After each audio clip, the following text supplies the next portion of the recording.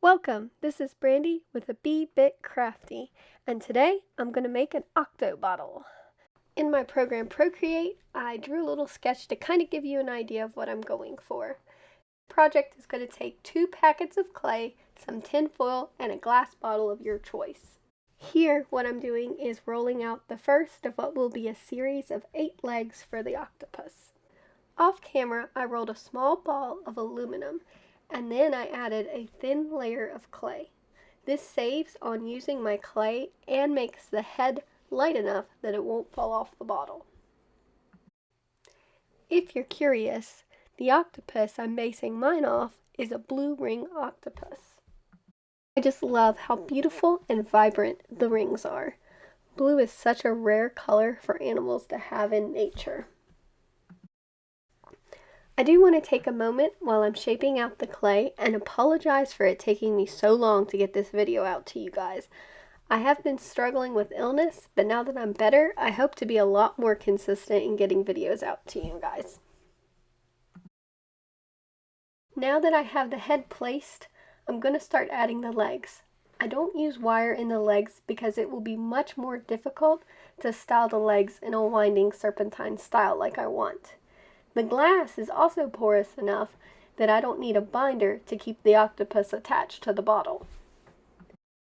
I decide on the leg placement by winding it around the bottle in a way that I felt like he looked like he was holding on for dear life. I will also use the blender tool to blend the legs in so he looks like one cohesive creature. While you watch me put the rest of the legs on my Octobottle, I thought it would be fun to give you some facts about a real blue ring octopus. The first fact is they're very small. They'll fit in the palm of your hand in most cases, which makes them smaller than the one that I'm going to be putting on my bottle. The second fact is that the reason they have the blue rings at all is because they are extremely poisonous. If they bite you, you cannot even feel it, and your only clue that it's happened at all is that you realize that you can no longer breathe. So even though they will probably fit in the palm of your hand, make sure you never, ever pick one up. And this is just a mental note for myself that for other videos, I'm going to get a tripod so you can actually see what I'm doing and even maybe see me work from another angle. And it'll be super exciting. Just winding all the legs around the bottle and making sure that I got all 8 added.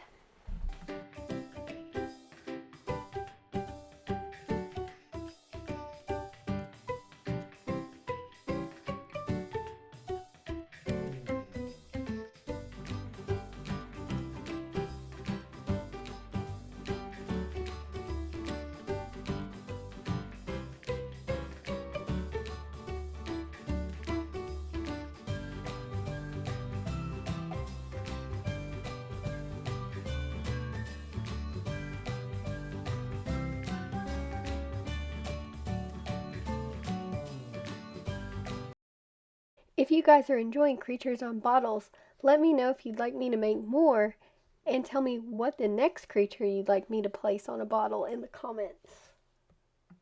Here I am shaping what I think could be eyelids. I'm not really sure what they're called. Could I look it up? Sure, but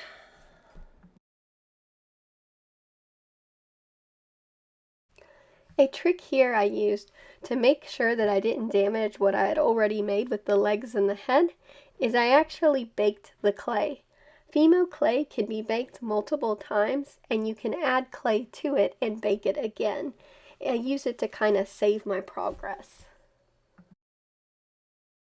Here I'm using a tool to make eye holes. I will be using 4mm semi-precious stones for the eyes. I feel it makes it more fancy and I don't have to worry about them melting when I bake it again. I ended up using Sapphire Tigers Eye for the eyes.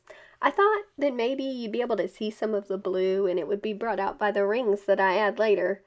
But unfortunately, you can't see it at all.